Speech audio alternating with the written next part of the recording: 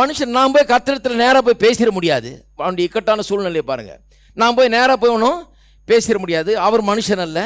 நாங்கள் கூடி நியாயத்துக்கு வர்றதுக்கு அவர் ஒன்றும் சாதாரண மனுஷனில் கூப்பிட்டு என்ன ஏதுன்னு விசாரித்து அவர்கிட்ட நியாயம் பேசுகிறதுக்கு எங்கள் இருவர் மேலும் தன் கையை வைக்கத்தக்க மத்தியஸ்தன் எங்களுக்கு இல்லையே. யோபு ரொம்ப நாளைக்கு முன்னால் எழுதுகிறாரு. அவர் காலத்தில் இயேசு கிடையாது, ஒரு மத்தியஸ்தர் கிடையாது. அவர் சொல்கிறாரு, என்னை கடவுள்கிட்ட கொண்டு வந்து கடவுளை என்கிட்ட கொண்டு வந்து எங்கள் இடையே இருக்கிற விரிசலை சரி பண்ணி எங்களை மறுபடியும் ஒன்று கூட வைக்கிறதுக்கு ஒன்று சேர்க்கிறதுக்கு ஒரு மத்தியஸ்தன் இல்லையே. மத்தியஸ்தன்கிற வார்த்தை ஆங்கிலத்தில் பல்வேறு விதத்தில் மொழிபெயர்க்கப்பட்டிருக்கிறது. ஒரு சில மொழிபெயர் ஆங்கில பைபிள் வச்சுருந்தீங்கன்னா பார்த்தீங்கன்னா சில மொழிபெயர்ப்பு பார்த்தீங்கன்னா அம்பயர் என்று வரும். அம்பயர்னா யார்? நடுவர்.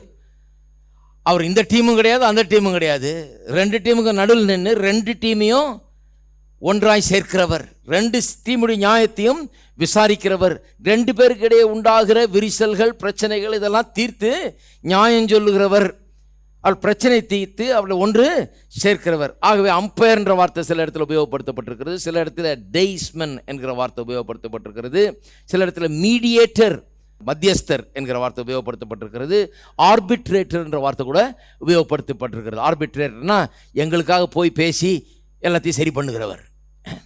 அவன் சொல்லுறான், எங்களுக்காக என் மேலேயும் அவர் மேலேயும் கை, எங்கள் இருவர் மேலும் கையை வைத்து எங்களுக்கு மத்தியஸ்தம் பண்ணுகிற ஒருவர் எங்களுக்கு இல்லையே. இப்படி மத்தியஸ்தம் பண்ணுகிறதற்கு ஒருவர் வேண்டும். கடவுளுக்கும் மனுஷனுக்கு ஒரு பிரச்சனையாகி போயிடுச்சு. கடவுள் சொன்ன பேச்ச மனுஷன் கேட்காம பாவத்தில் போய் சிக்கி கொண்டான், பிசாசுக்கு அடிமையாகிவிட்டான். இப்பொழுது இந்த இருவருக்கும் இடையே ஒரு மத்தியஸ்தர் தேவை. அந்த மத்தியஸ்தர் எப்படிப்பட்டவராக இருக்க வேண்டும்? யார் வேணா மத்தியஸ்தராக இருக்க முடியாது. ஏன்னு சொன்னால் கடவுளுக்கும் மனுஷனுக்கு இடையே பிரச்சனை. அப்ப கடவுளிடத்தில் ரைட் ராயலா போகக்கூடிய ஆளா இருக்கணும், அதே நேரத்தில் மனுஷனிடத்தில் வரக்கூடிய மனுஷனாகவும் இருக்க வேண்டும். இன்னும் சொல்ல போன சுருக்கமாக சொல்லுகிறேன், கடவுளாகவே இருக்க வேண்டும். அப்பதான் கடவுளத்தில் போய் உறவாட முடியும், கடவுளத்தில் பேசக்கூடிய ஆளா, சரிசமமாக இருந்து பேசக்கூடிய ஆளா இருக்க முடியும். அதே நேரத்தில் மனுஷனாகவும் இருக்க வேண்டும்.